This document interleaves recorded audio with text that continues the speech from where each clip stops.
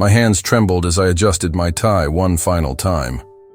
The church bells echoed through the stone corridors, each chime marking another second closer to what should have been the happiest moment of my life. I was 34, successful, and about to marry the woman I'd loved for 3 years. Sarah had been everything I thought I wanted. Beautiful, charming, the perfect partner for a rising architect like myself. But as I walked toward the bridal preparation room to surprise her with the vintage necklace that belonged to my grandmother, I heard voices through the slightly open door. Sarah's laugh, light and carefree, followed by words that shattered my world. "I can't believe I'm actually going through with this," she said, her voice carrying that familiar tone she used when gossiping with friends. "David is so predictable, sweet, but boring. The sex is terrible. And honestly, if it wasn't for his money and the house his parents left him, I would never—" Her maid of honor's giggle cut through my chest like a blade. "So, what's the plan? Divorce him after a year? Maybe 2. I need to secure everything first. His business is doing well, and once I'm legally entitled to half—" Sarah's voice faded as blood rushed to my ears. The necklace slipped from my numb fingers, clattering against the marble floor. 3 years of love, trust, and dreams crumbled in 30 seconds. The woman I was about to vow my life to saw me as nothing more than a paycheck, a stepping stone to financial security. I backed away silently, my mind racing. 200 guests waited in the sanctuary. My parents had flown in from Seattle. Her family filled the front rows. Everyone expected a fairy tale wedding. They were about to get something entirely different. I found myself in the empty vestry, staring at my reflection in the ornate mirror. The man looking back seemed like a stranger, pale, hollow-eyed, devastated. But beneath the shock, something else was building. A cold, calculated fury that I'd never experienced before. My phone buzzed with congratulatory messages from friends who couldn't attend. Each notification felt like salt in an open wound.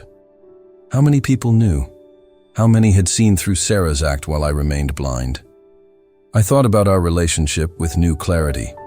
The way she'd insisted on expensive restaurants I could barely afford.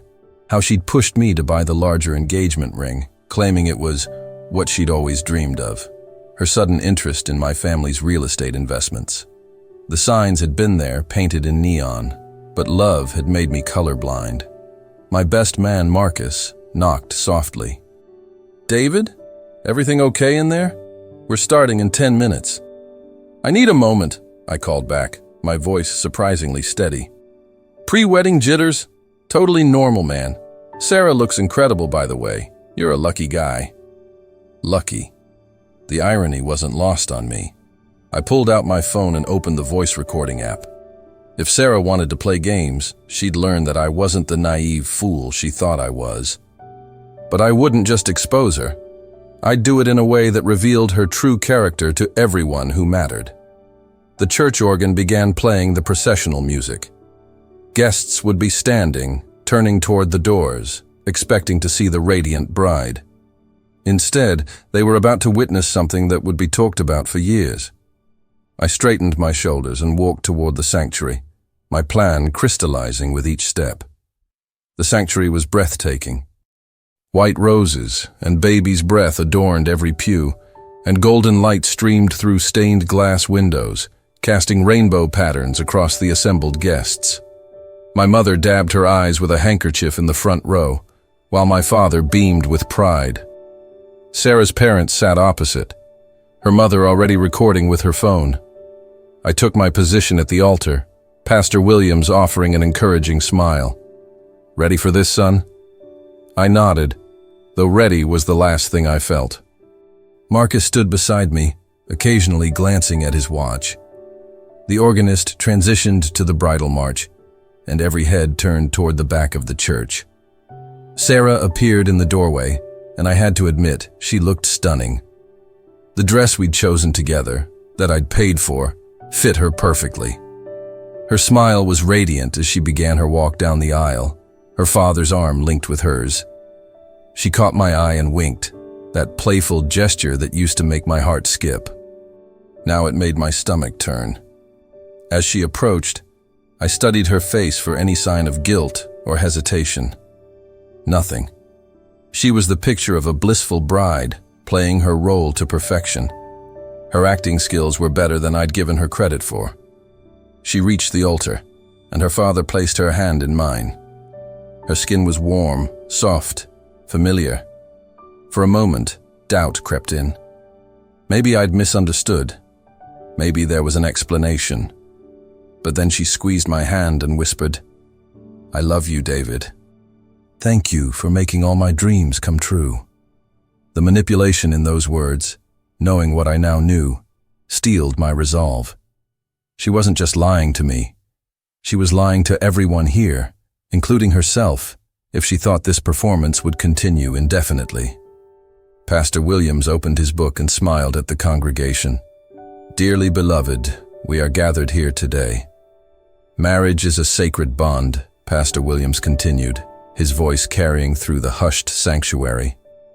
"It requires honesty, trust, and genuine love between two people who choose to build a life together." Each word felt like a mockery. I glanced at Sarah, who was gazing at me with what appeared to be adoration. The woman was a master manipulator, I realized. How many other men had she practiced this look on? "David and Sarah have written their own vows," the pastor announced. "David, would you like to begin?" This was it. The moment I'd been planning since leaving the vestry. I reached into my jacket pocket, feeling the folded paper where I'd written my original vows weeks ago, but I wouldn't be reading those. "Thank you, Pastor Williams." I turned to face Sarah fully, taking both her hands in mine. Her smile was expectant, trusting. "Sarah, 3 years ago you came into my life like a whirlwind. You changed everything I thought I knew about love, about partnership, about trust." She squeezed my hands, her eyes glistening with what looked like genuine tears. The congregation was silent, hanging on every word. "I thought I knew who you were. I thought I understood what you wanted from this marriage, from our future together." I paused, watching her face carefully. Still nothing but bridal bliss. But sometimes, the universe has a way of showing us the truth when we need it most. And the truth, Sarah, is something I learned just minutes ago. Her smile faltered slightly, confusion flickering in her eyes. The truth about what you really think of me. What you really want from this marriage. What you told your maid of honor about our relationship, our intimacy, and your plans for our future. The color drained from her face. Around us, I could hear confused murmurs from the guests. "David, what are you—" she started, but I continued. "So my vow to you, Sarah, is this. I vow to give you exactly what you deserve." The sanctuary fell into complete silence. Even the organist seemed to sense the shift in atmosphere. Sarah's hands went cold in mine, and I could see panic building behind her eyes. "David, please," she whispered, barely audible. "Not here. We can talk about this later." But there would be no later. Not for us. I released her hands and pulled out my phone. I think our guests deserve to hear the truth about this union they've come to celebrate. My voice carried clearly through the church's acoustics. "Ladies and gentlemen, about 15 minutes ago I went to surprise my bride with a family heirloom. Instead, I overheard a conversation that I think you should all hear." Sarah lunged for my phone, but Marcus, understanding the situation now, gently but firmly held her back. "Let him speak," he said quietly. I pressed play on the recording I'd made, holding the phone up so everyone could hear Sarah's voice clearly. "I can't believe I'm actually going through with this. David is so predictable, sweet, but boring. The sex is terrible, and honestly, if it wasn't for his money and the house his parents left him, I would never—" Gasps echoed through the sanctuary. Sarah's mother stood up, her face a mask of horror. My own parents looked stunned, my mother's hand pressed to her mouth. The recording continued with her maid of honor's question about divorce plans, and Sarah's calculated response about securing assets and being legally entitled to half of everything. When it finished, the silence was deafening. Sarah stood frozen, her wedding dress suddenly looking like a costume in a play where she'd forgotten her lines. "So you see," I continued, my voice steady despite the adrenaline coursing through my veins, "this isn't a marriage built on love. It's a business transaction where I'm the only party who didn't know the terms." Sarah finally found her voice. "David, you don't understand. I was just nervous, talking nonsense with the girls. You know how wedding jitters can make you say crazy things." But her explanation fell flat. Everyone had heard the calculation in her voice, the cold planning. "Wedding jitters?" I repeated, my voice rising slightly. "Sarah, you detailed a plan to divorce me after securing half my assets. You called our intimate relationship terrible. You reduced 3 years of what I thought was genuine love to a financial strategy." Her maid of honor, Jessica, stood up from the front pew, her face flushed with embarrassment. "Sarah, I'm so sorry. I never thought he would..." She looked around at the shocked faces of the congregation. "I should go." "No," I said firmly. "Everyone should stay. Everyone should hear this, because you all came here believing you were witnessing something beautiful. Instead, you were about to watch me sign my life away to someone who sees me as a paycheck." Sarah's father stepped forward, his face red with anger, though I couldn't tell if it was directed at me or his daughter. "This is highly inappropriate, David. Whatever issues you two have should be discussed privately." "Like she discussed our private life with her friends?" I shot back. "Like she privately planned to take half of everything I've worked for? No, Mr. Chen. Some things need to be said in the light." Sarah finally seemed to find her footing. "You're humiliating me in front of everyone I care about," she said, tears streaming down her face now. "How could you do this to me?" The audacity of her question hit me like a physical blow. "How could I do this to you? Sarah, you were about to marry me under false pretenses. You were going to take vows you had no intention of keeping.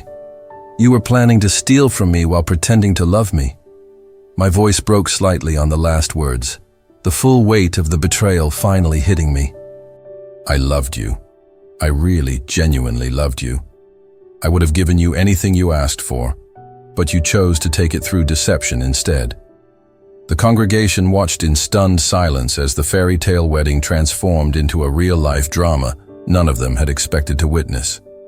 Sarah wiped her tears, smearing her carefully applied makeup. "You're taking everything out of context," she said, her voice gaining strength as she tried to regain control of the narrative. "Yes, I was scared. Yes, I said things I didn't mean. But I do love you, David. I wouldn't be here if I didn't. You're here for the house my parents left me," I replied calmly. "You're here for my architectural firm that's finally turning a profit. You're here for financial security, not love." Her mother finally spoke up from the audience. "Sarah, is this true? Did you really say those things?" Sarah spun around to face her family, her wedding dress swirling dramatically. "Mom, you don't understand the pressure I've been under. Everyone expecting this perfect wedding, this perfect marriage. I panicked and said stupid things." But her explanation was losing credibility with each word. The recording had been too clear, too calculated, too detailed to be dismissed as panic. Marcus stepped closer to me. "Dude, I had no idea. I'm so sorry. I thought you two were solid." "So did I replied, keeping my eyes on Sarah.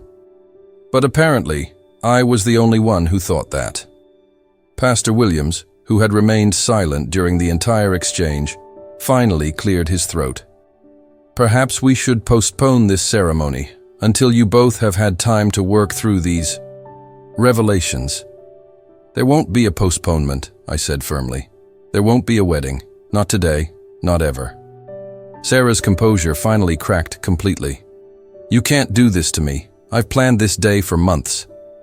I quit my job to focus on being your wife. I've invested everything in this relationship." "You invested in a business plan," I corrected. "And now that business plan has failed." The truth of my words hung in the air like incense, heavy and inescapable. Sarah's father stepped into the aisle, his face a mixture of embarrassment and anger. Sarah Elizabeth Chen, is what this man saying true? Did you really plan to marry him for his money? The use of her full name, the tone of parental authority, seemed to shrink Sarah back to a child caught in a lie. She looked around desperately, seeking support from someone, anyone, but found only shocked and disappointed faces. "Daddy, it's not that simple," she began, but her voice lacked conviction. "It sounds pretty simple to me," my mother said, standing up from her pew. Her voice was steady, but I could see the hurt in her eyes. "Sarah, I welcomed you into our family. I gave you my mother's ring to wear as your engagement ring. I thought you loved my son." Sarah's hand unconsciously went to the diamond on her finger, the ring that had belonged to 3 generations of women in my family, women who had married for love, not financial gain. "I do love him," Sarah insisted, but the words sounded hollow even to her. "Love doesn't plan exit strategies," my father added, his lawyer's training evident in his precise words. "Love doesn't calculate asset division before the marriage even begins." Jessica, the maid of honor, was quietly crying in the front pew. "Sarah, I'm sorry. I should have told you to stop talking. I should have known this was wrong." "You should have," I agreed, looking at Jessica. "But you didn't create this situation. Sarah did." The weight of collective judgment was clearly affecting Sarah. Her carefully constructed facade was crumbling, revealing the calculating person underneath. "You're all acting like I'm some kind of monster," she said defensively. "I'm not the first woman to marry for security. At least I would have been a good wife." "A good wife doesn't plan her husband's financial destruction," Marcus said quietly. "A good wife doesn't mock her husband's intimacy to her friends." The sanctuary, which had been decorated for celebration, now felt like a courtroom where Sarah was being tried and found guilty by everyone who mattered. "You want to know the real truth?" Sarah's voice rose, echoing off the vaulted ceiling. Her composure was completely gone now, replaced by a desperate anger. "Fine. Yes, I was marrying you for security. Yes, I thought you were boring. But you know what, David? You are boring. You're predictable and safe, and you would have given me a comfortable, stable life." The congregation gasped at her admission, but she continued, her voice growing more frantic. "I'm 28 years old. I've been struggling to make it as an artist for 6 years. I'm tired of living paycheck to paycheck. I'm tired of wondering if I can afford groceries. You offered me a way out of that, and I took it." Her honesty was brutal, but at least it was honest. "And the part about our relationship being terrible?" I asked quietly. She hesitated, then lifted her chin defiantly. "We're not compatible that way, but I thought I could live with it for the security you provided. Lots of marriages survive on less." "But not this one," I said firmly. My mother removed her grandmother's necklace from around her neck, the one she'd planned to give Sarah as a wedding gift.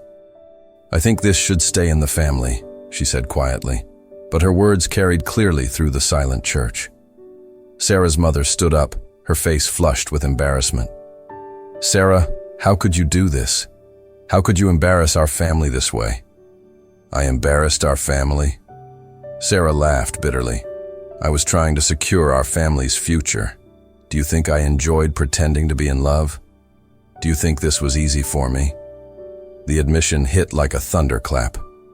She had just confessed to the entire congregation that our entire relationship had been an act. "Get out," I said quietly. "What?" Sarah turned to me, confusion replacing anger.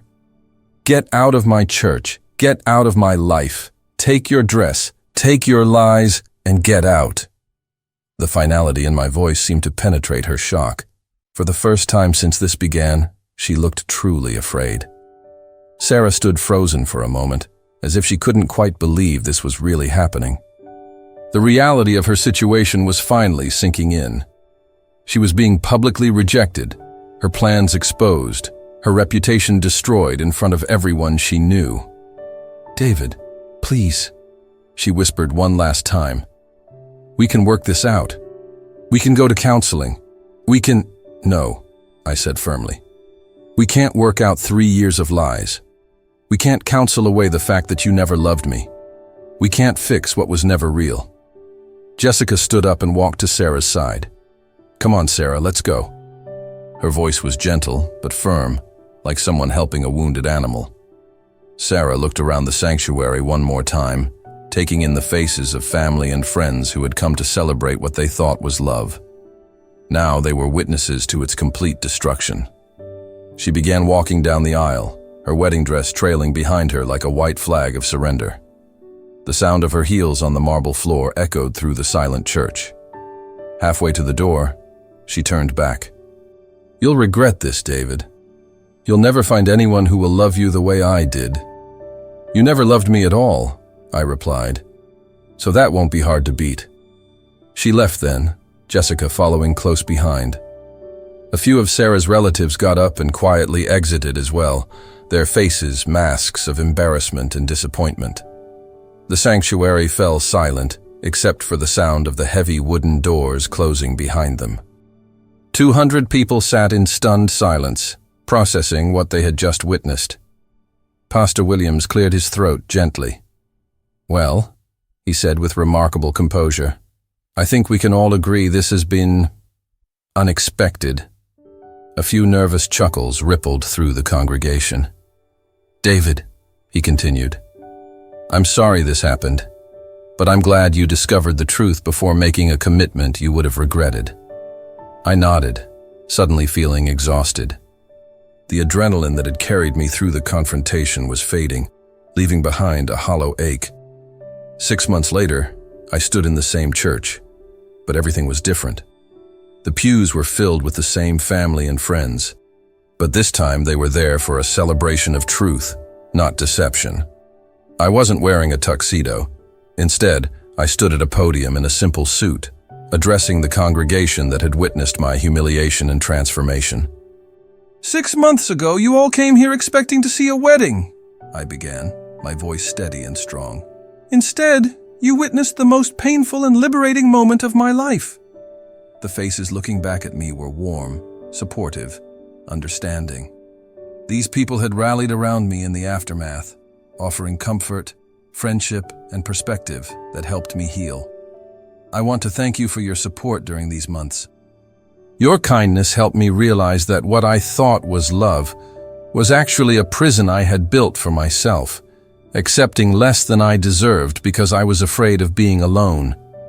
My mother smiled from the front row, tears of pride in her eyes. Today, I'm here to tell you about the real gift that came from that terrible day. I learned that I am worth more than being someone's financial plan. I learned that genuine love exists, but only when both people bring their authentic selves to the relationship. I paused, looking toward the back of the church, where a woman with kind eyes and an honest smile sat in the last pew. Emma, the trauma counselor who had helped me process the betrayal, who had become first a friend, then something more beautiful than I had ever imagined possible. I learned that sometimes the worst thing that happens to you is actually the best thing, because it clears the path for what you're truly meant to have.